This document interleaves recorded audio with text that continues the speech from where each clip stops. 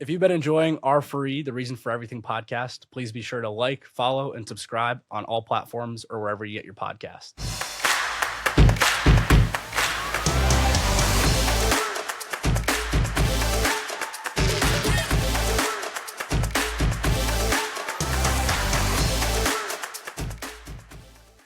Hello to everyone on the R4E podcast, and thank you, Arjen, for having me on. My name is Derek Mon. As you mentioned, I run an account on Instagram, YouTube, TikTok called Minute Mon. It's all about watches, teaching the audience about luxury watches, mechanical, quartz, all this kind of stuff. My little bit background of why and how I got into that is basically my family and we have a family business. We're authorized watch dealers. So we have a physical store in New York. We sell watches. My parents have been doing it since 40 years ago. So me plus my two sisters were the next generation in this business. For me, I started making videos because I like to, and I just like talking about watches. And there's only so many people who can walk in through the door, but on the internet, you can just like reach everyone. And I guess my whole philosophy is like, it's like a lot of people, a lot of other stores that I've spoken to, when they think about making content, they think about it needs to convert to a sale right away. And to me, I don't even care about that. I just want to like connect with people. And if a sale comes out of it, that's like best case scenario. But if it doesn't, there's no expectation there.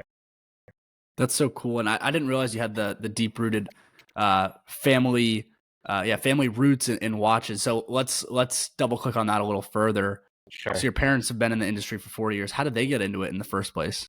Yeah, so my dad is from Taiwan. My mom's from Hong Kong. And basically, my dad, when he was in college studying in Central Connecticut State University, I'm in his office, so I can literally look at his degree there. So that's my cheat sheet. He came here with like little money in his pocket. So he's a first immigrant from our whole family to come. So he paid for school by working as a janitor.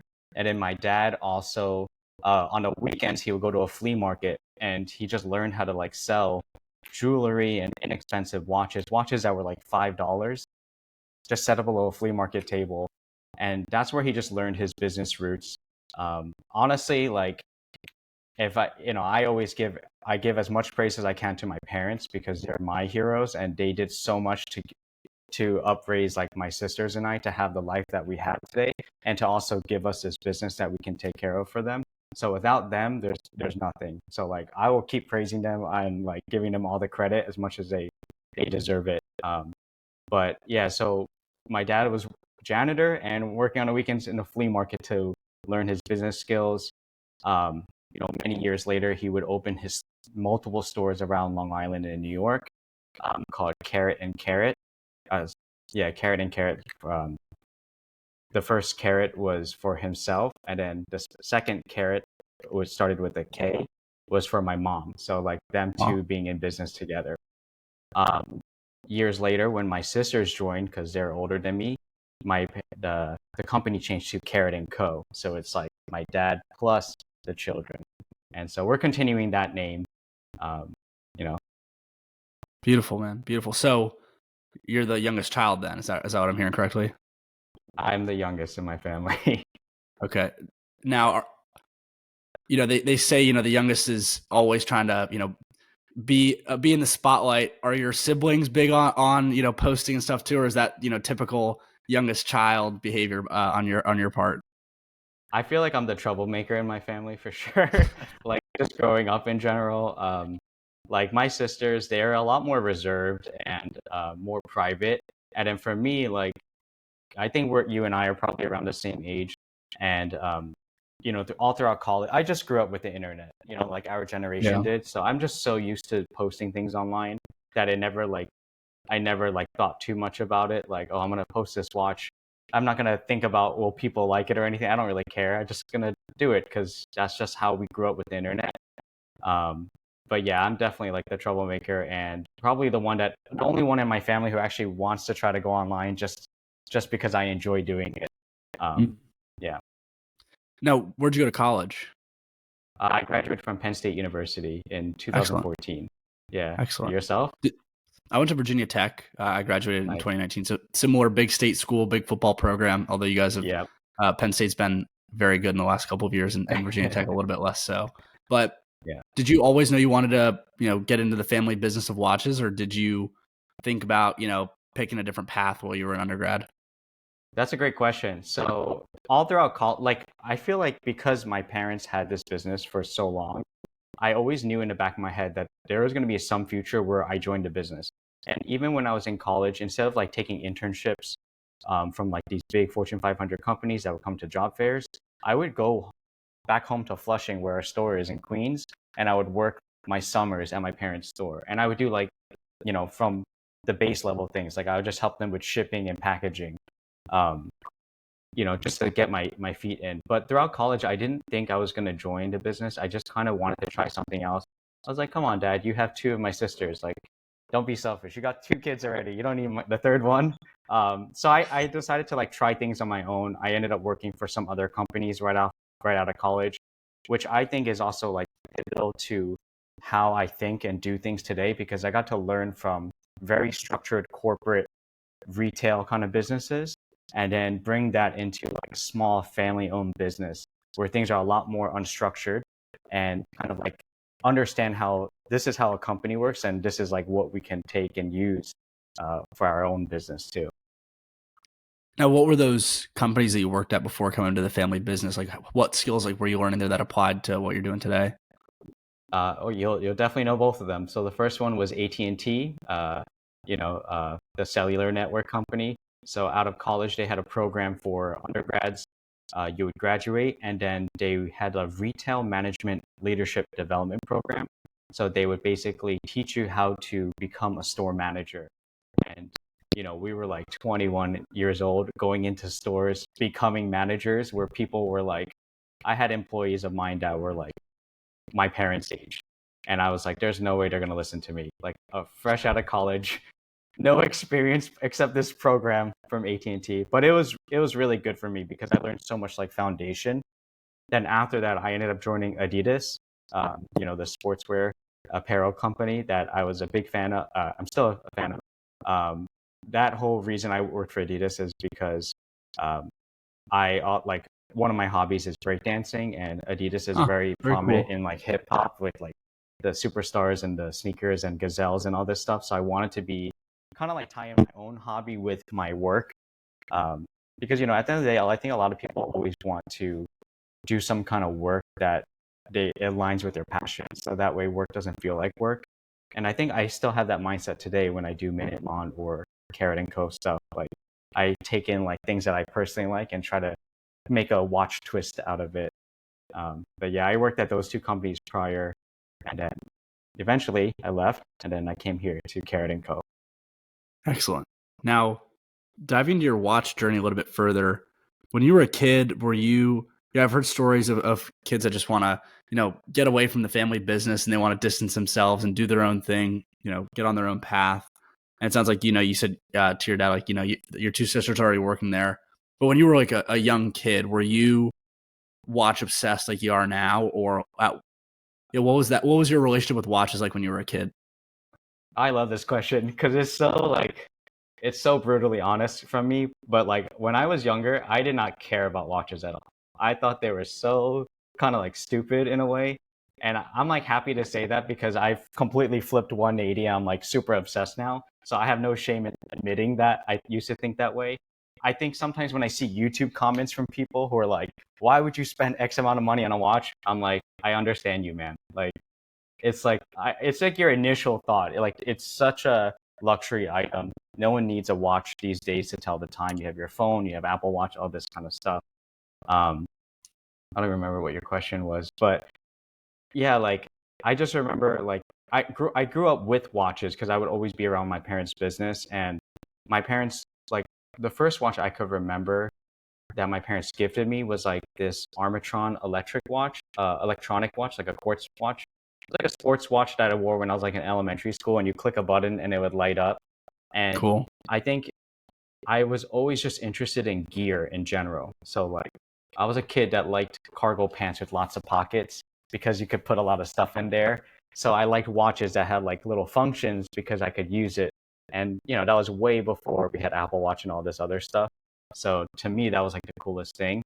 I also grew up, my parents, with their business, I had a TISO solar watch, which was so cool to me too. Like, whoa, it can charge because it uses the sun. And then um, my parents also bought me an Omega when I was still in high school, but I never wore it until like 2016 when I joined the business Mhm. because I thought it was too expensive. I didn't want to bring it to college, didn't want to, you know, feel liable if something happened to it since it was a gift from my parents. So it was like something that was sitting in their store for years before I eventually picked it up and started wearing it. But I would say 2016 is the point where I started working full time with our store Carat and Co. And then Minutemon started like maybe 2 or 3 years after that, like 2018, 2019. So there's a few years Beautiful. I was just working in the store and, just doing regular stuff all the time before I Yeah. decided to film my first video.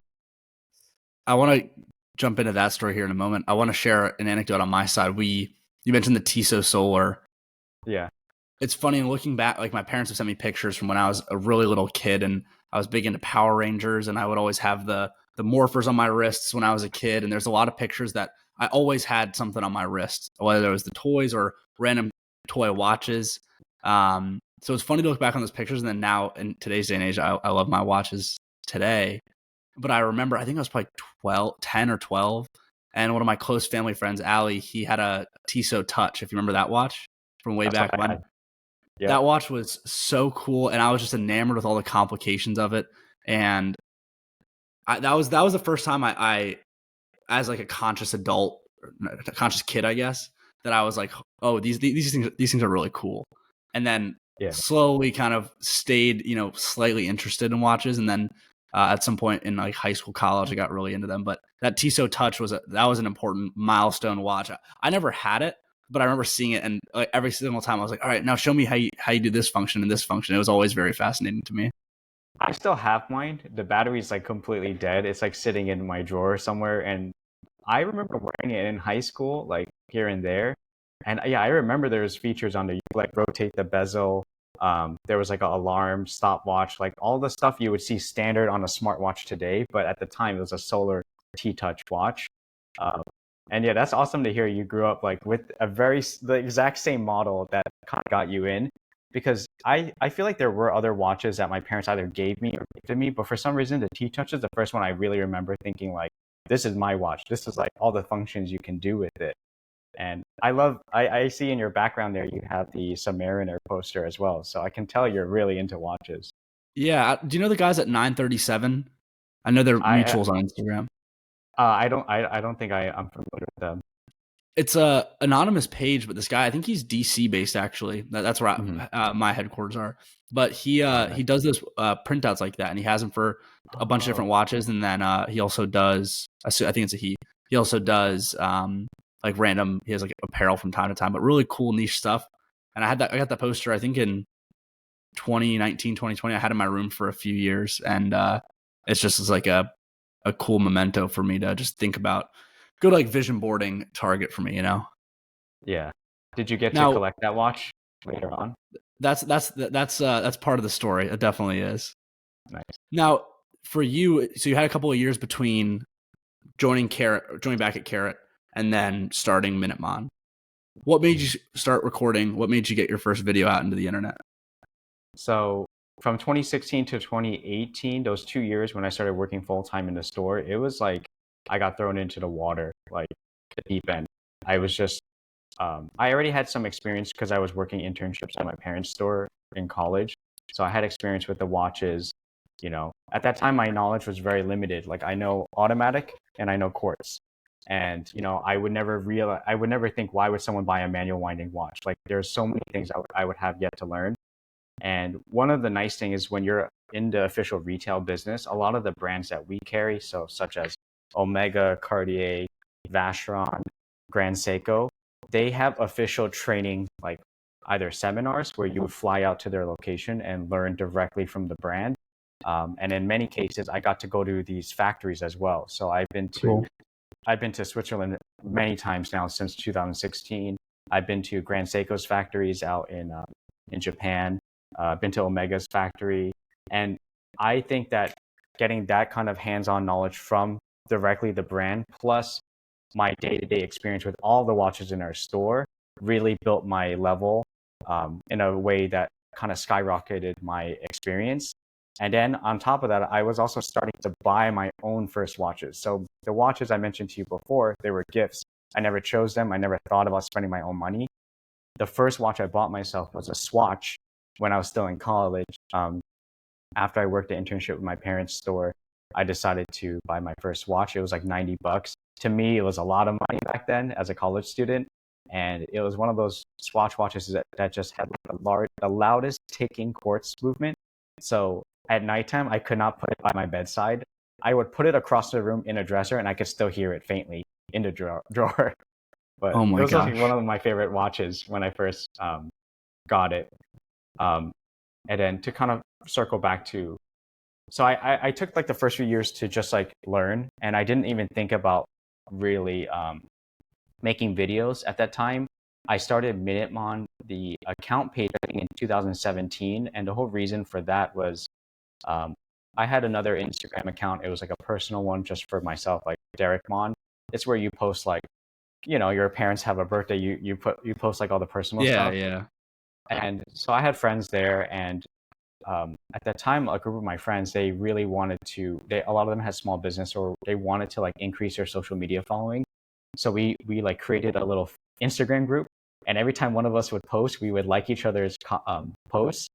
And I was doing that on my own personal account, Derek Mon, and I just kept thinking like, at the end of the day, there's no like, out of all the people I personally know, not everyone I know is into watches, and maybe they find it, they're actually there to see me post pictures of my dog and not really there to see me post pictures of the latest Breguet, Tourbillon, whatever.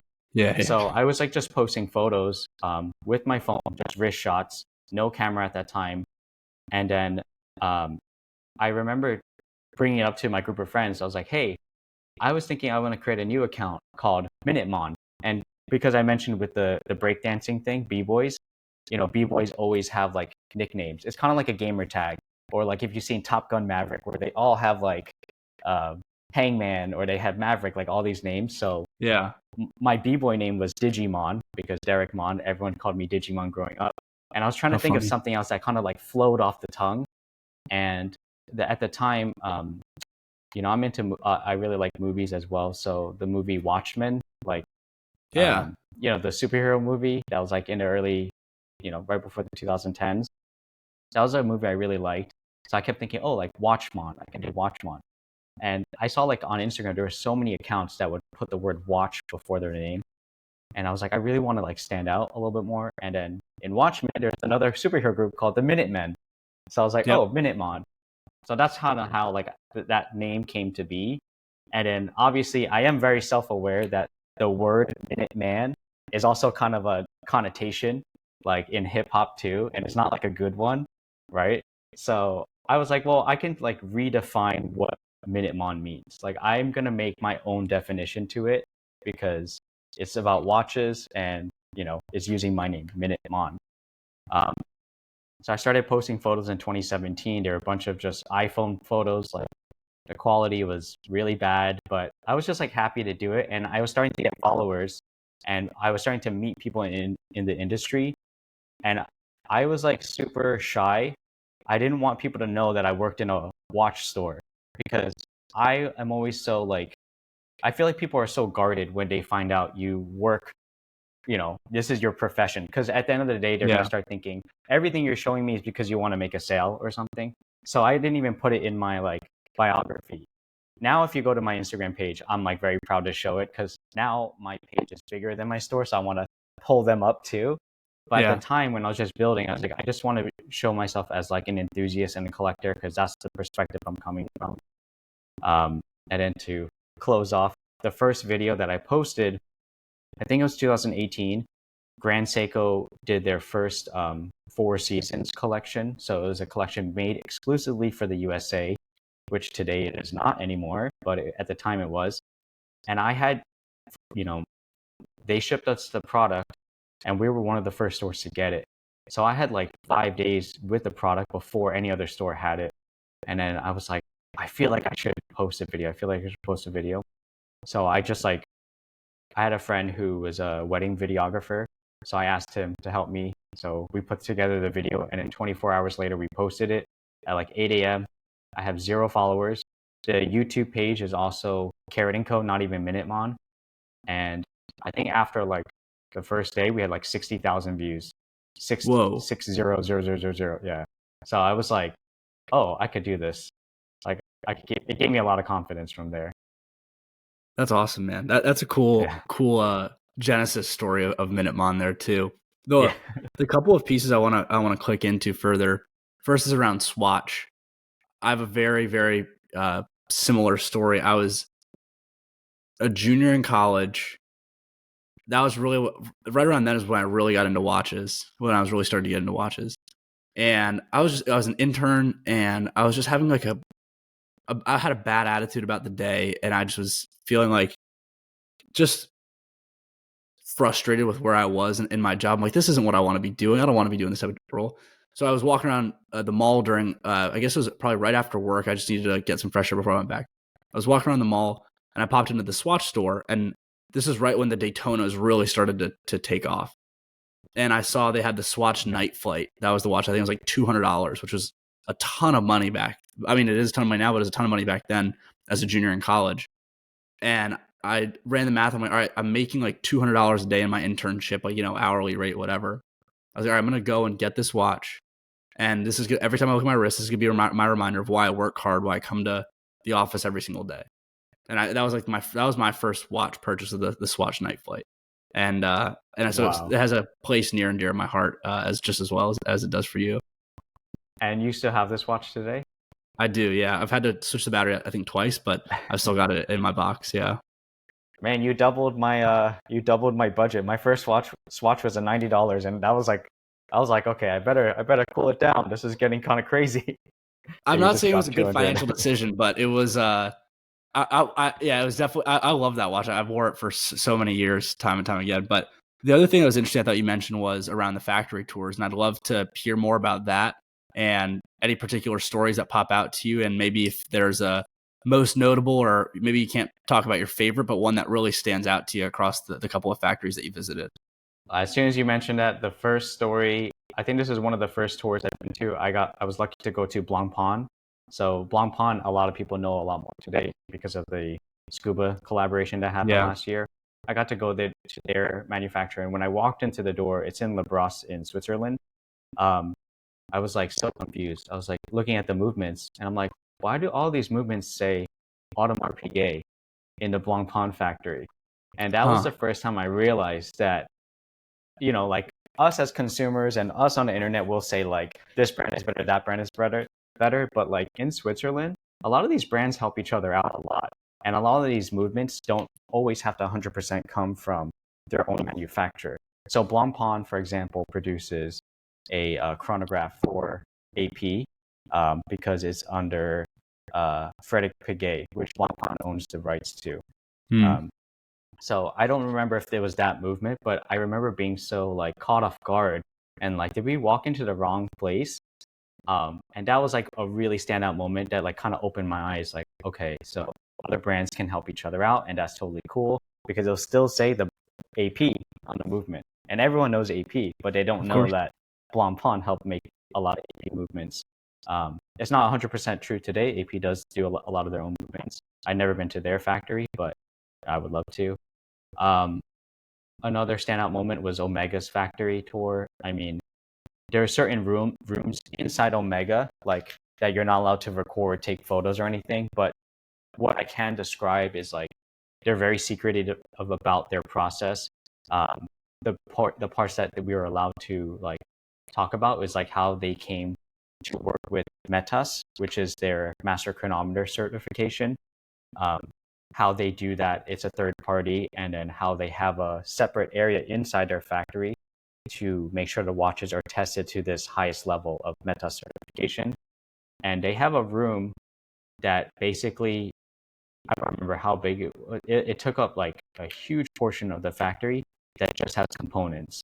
And no one's even allowed inside this room. If you need a component, the watchmaker would literally type in, silicon hairspring X, Y, and Z, whatever, hit enter, and then this machine arm would go and pick up that silicone hairspring and then deliver it to them at their floor. So they're highly optimized in the way they do things. And I think Omega also had they had a museum right next door. So this was in Biel in Switzerland. So that's what, like, if you were visiting Switzerland, you could go to the museum and see like the history of Omega from Olympics, James Bond, all this kind of cool stuff. So that was really cool. And then the last tour, another one that was really memorable is Grand Seiko. Grand Seiko was just so interesting because I've only been to Switzerland-based manufacturers, and in Grand Seiko, I made like a fun video where there's literally a guy putting blue stickers on all the Grand Seikos. I've never seen that before, and I thought that was so funny. That's like the Japanese culture. Like when they want to perfect something, they take it very seriously. And if you're training in there, maybe your job is to put stickers on for a year before you're allowed to move on to touching screws or something. And I thought that was like, wow, like their dedication and their level of all the little minute details is so high, especially at their price point. That's amazing. The Omega optimization in particular is pretty crazy. For you and your shoes, I'm curious, you mentioned the Blancpain Scuba partnership, maybe more from like a brand ambassadorship.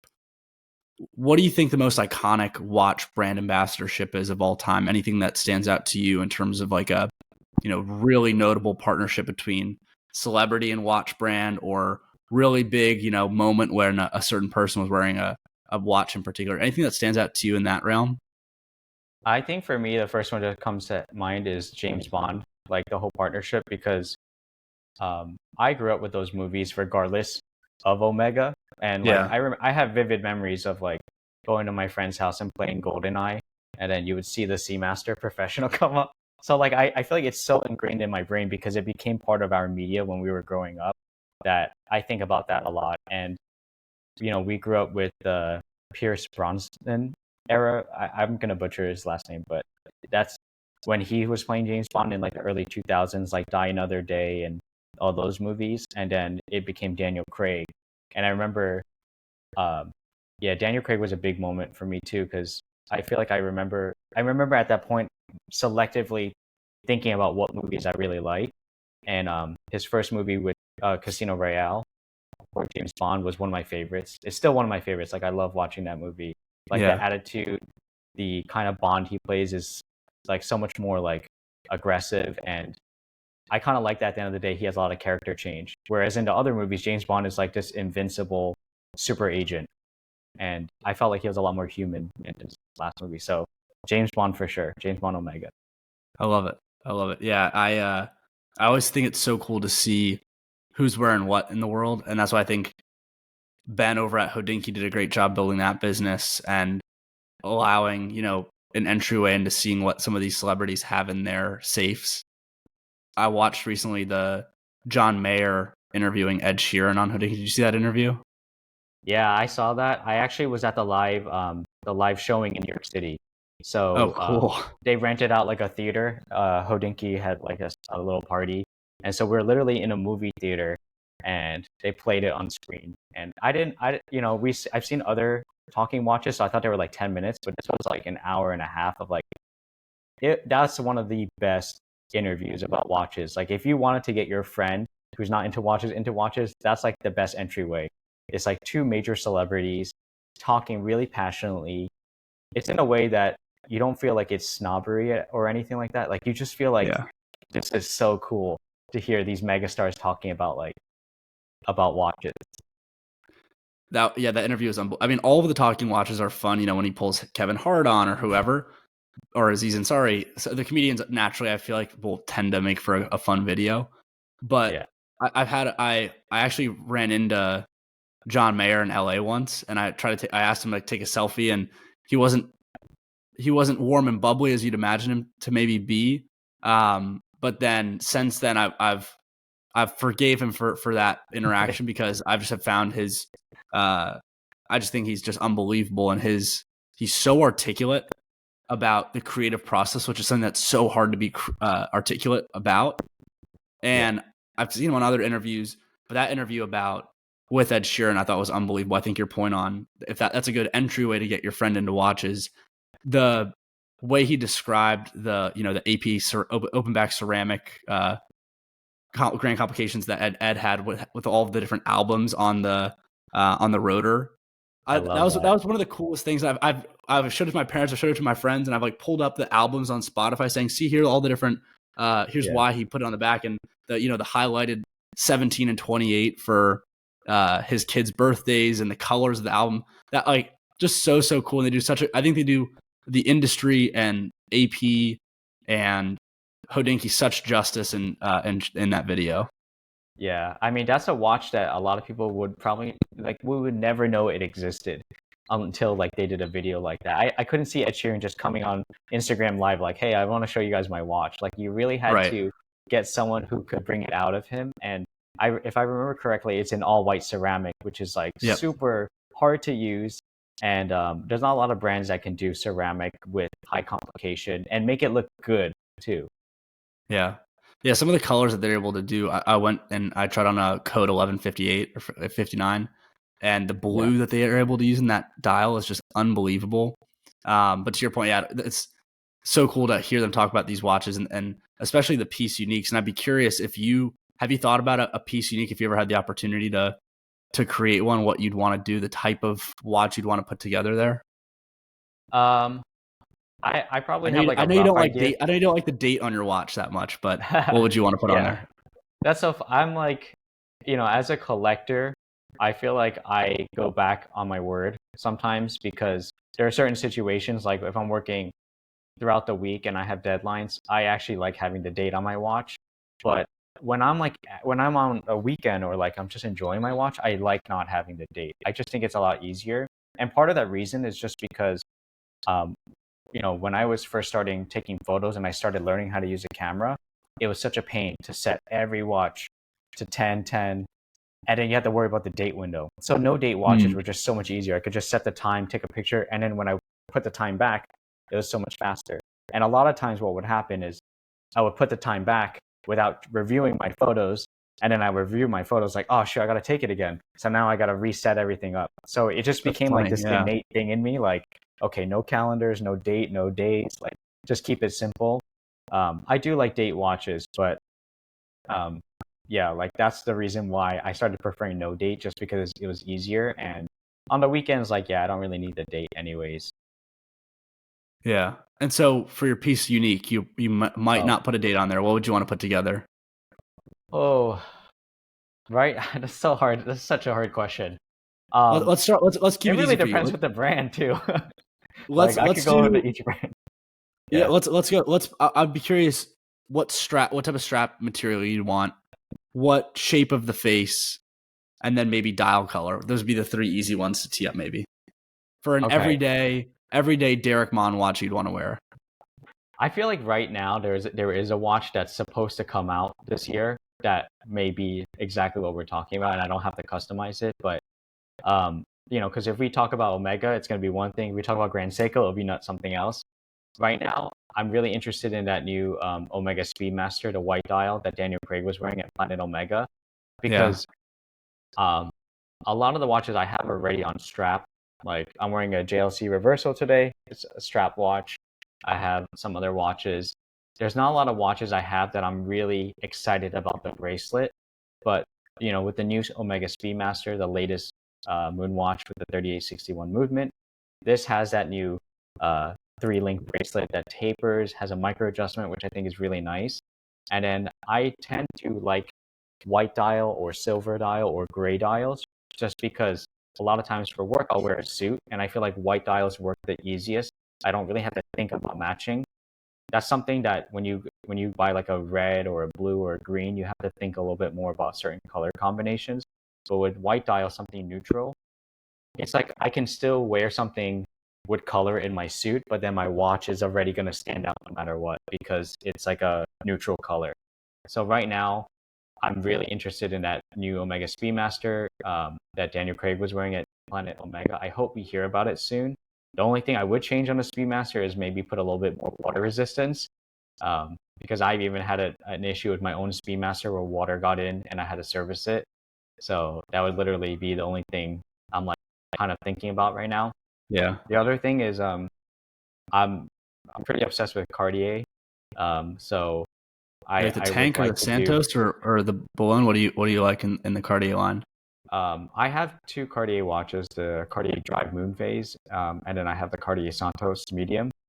Um, I kind of am interested in getting something in gold with Cartier. I just feel like Mm, yellow gold and Cartier is so classic. Either it's like a Tank Louis Cartier, or obviously it's something like a Crash or one of their NSO type pieces would be really cool. And that's a program that you could customize a watch with Cartier. Um, I had a customer of mine who was able to customize his own Cartier Santos Dumont in platinum, that I featured on my channel. And I got to be part of that process, kind of advise him and be like the middle person to talk to Cartier about what he wanted, knowing what they could do, and then coming back to him with what they told me, and kind of like just bridging that together and then delivering it to him in our store too. And that was a really fun moment for me. So now that's what's putting in my brain, like I got to make my own Cartier watch. But I think for me to even get there, for Cartier to even accept me, I probably have to collect a few other like regular Cartier watches to know that I'm like serious. 'Cause, yeah. sometimes that's how it is. That's how some of these brands, especially in HQ in Switzerland, they don't know who you are. Like they will just look at like, oh, what watches do you collect? Or like, how many of our own brand watches do you have? Before they allow you to do a one of one piece unique. And Yeah. then you have to engrave it so that way you don't like resell it and all this kind of stuff. So they have like rules around doing customization for Cartier. What would you get engraved on the back of your watch, of your piece unique? Oh, uh, I have no idea right now. Like probably something to do with Minuteman or something. Yeah, But I don't have a specific that's phrase fair. right now. Yeah. That's fair. I put you on the spot. Now, I'd love to talk about JLC for a second because I feel like it's a brand that kind of goes under the radar in terms of, the everyday watch brand. What I find so fascinating about that brand outside of, the cool functionalities of the Reverso and the multi-face is how they manufacture a lot of the movements for a lot of the big brands for a long time, and they still do to this day. I'd love Mhm. to give you a chance to just, talk about JLC for a moment and why you like that brand.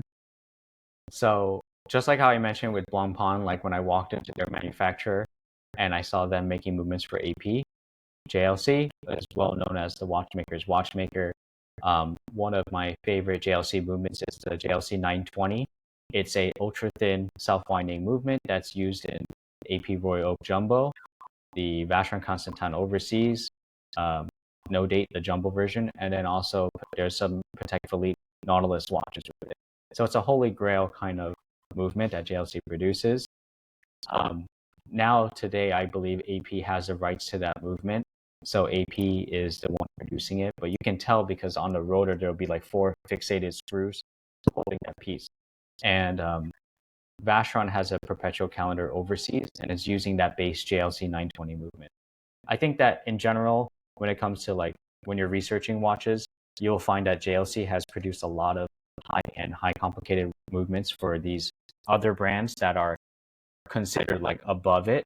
But I think that that's kind of what makes JLC so desirable and valuable too, is that you're getting the same movement that they were going to put in like AP, Vacheron, Patek, but it's now in a JLC designed movement. So I always find that kind of fun. Like if you can find a movement that they were going to use somewhere else, but they put it in their own watch, it's like it's one of those like if you know kind of feeling. Yeah. And it's like when you buy it, you're buying it for yourself because most people will know those other brands more than they know JLC. But um, over in October in New York City, New York City being a major city, we have a lot of watch events. So JLC just did their Reverso Stories event. And so I got to go a few days early to like film and just like hang out there. And they had like this whole wall of all their calibers just like blown up. And you could see they had like hundreds of movements and it was just for the Reverso, just one collection, just blown up on the wall and every single component that you could actually visualize and see.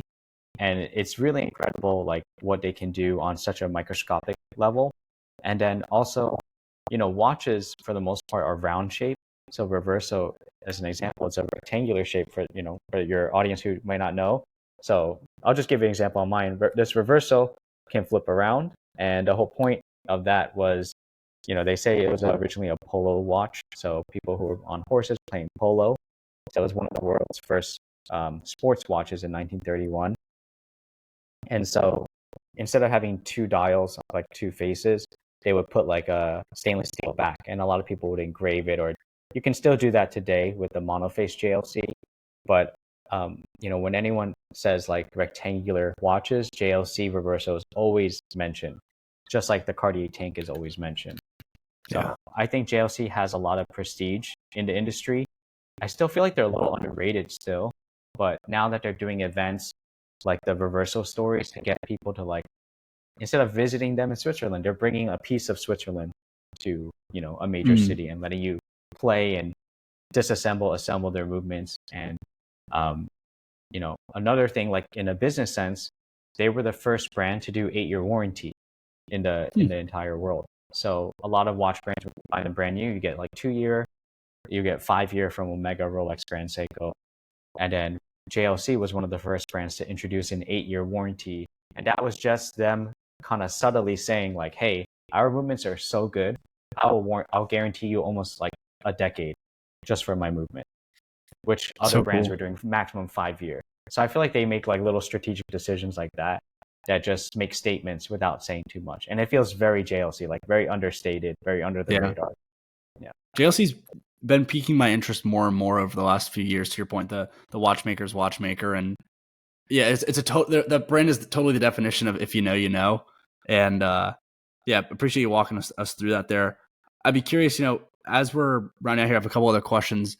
One, what do you think the most common misconception is in the world of luxury watches? The easiest one is like, what watch should I buy as an investment?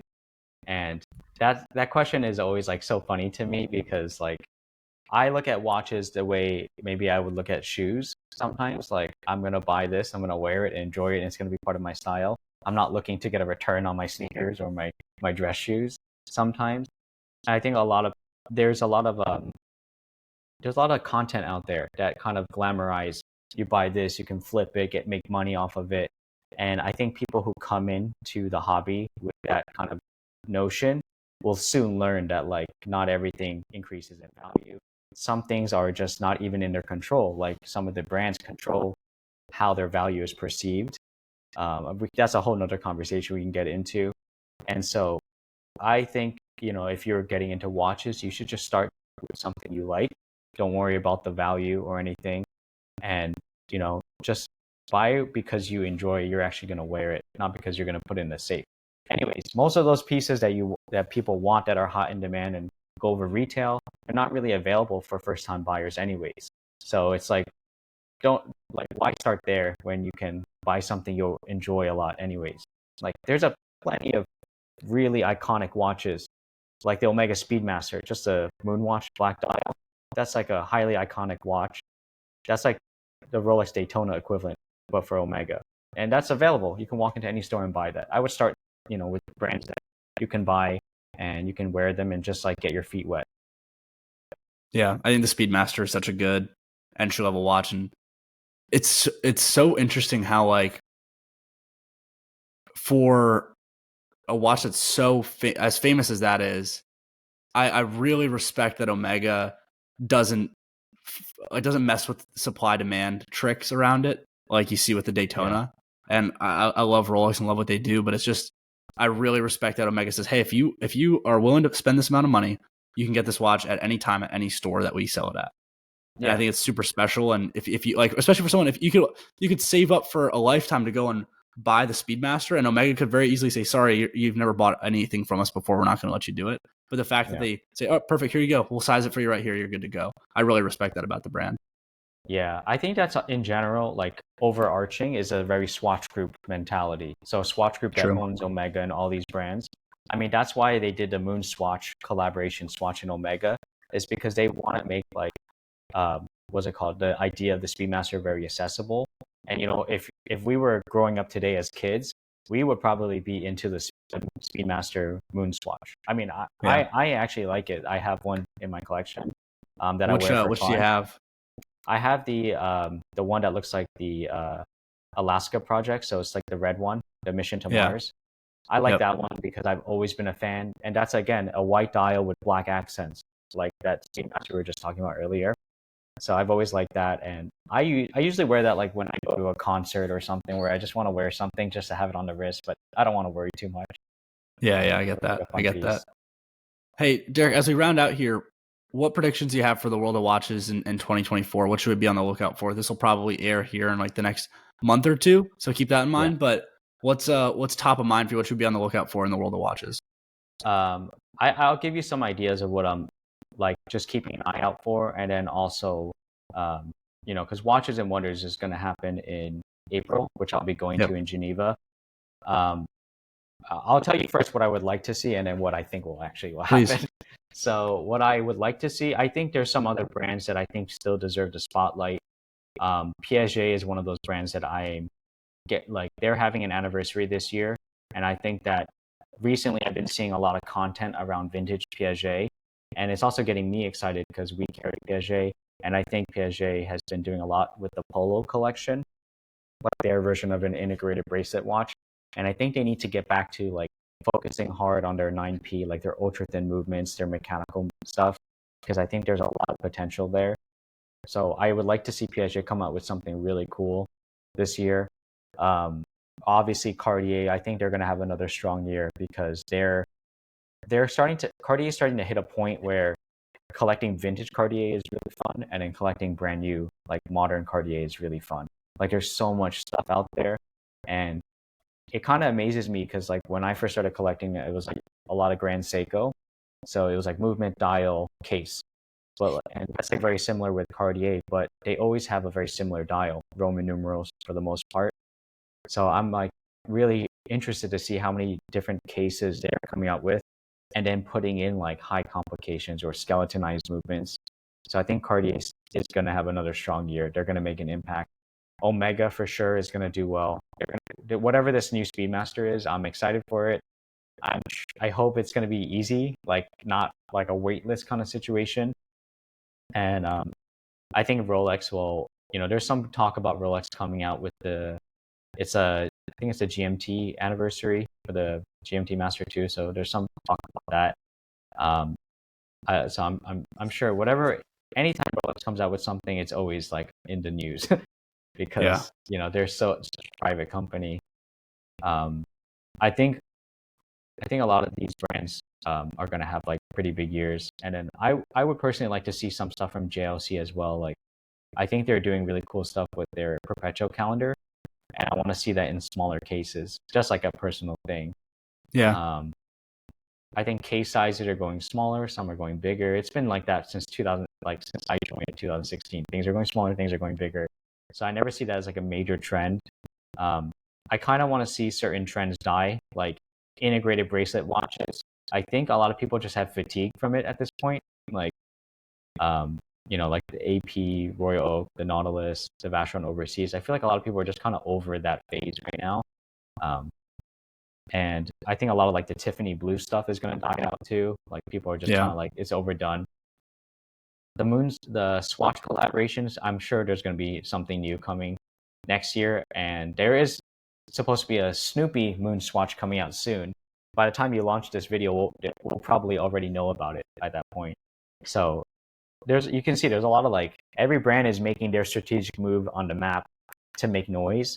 And you know at Watches and Wonders in April, all those brands that are there are going to be like Rolex, all the Richemont brands, Chopard, Patek Philippe, and a lot of independents. But Omega, Swatch Group, a lot of those brands are not at Watches and Wonders, so they can like do their own rolling release throughout the year, and they Mm. can come out. And it's actually better for them because when you're at Watches and Wonders during this watch fair, every brand is like fighting for attention, just like you would on content producing or whatever.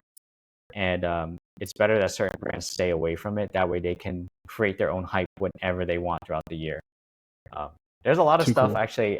Like I would love to talk about content producing too, because like that's another thing I've been like super obsessed about over the last few years. Go far away. Tell me about Yeah. it. Well, this relates more to like Minuteman.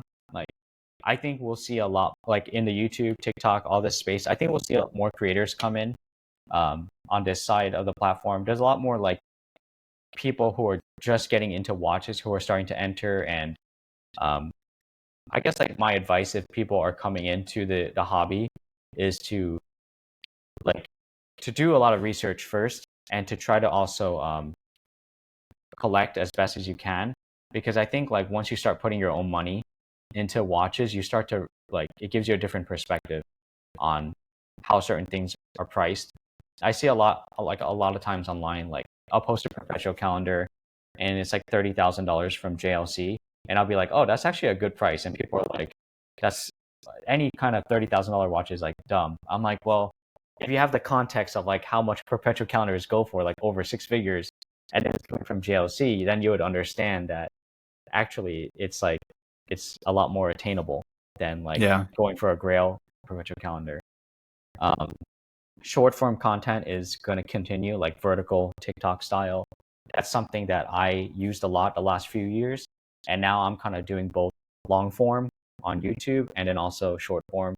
And I'm starting to take more photos again. So I'm just like dabbling. Anytime I get kind of tired of a certain format, I just like pivot to another format that can still add to content. Like right now, I've been taking a lot more photos, and I've just been practicing, trying to increase my skill because I've like learned everything myself, like through YouTube and like just practicing shooting watches.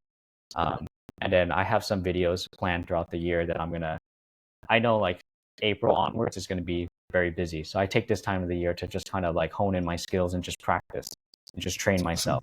So that way, when, that busy time comes, I'm ready. I'm ready to just produce like one video a day or something like that.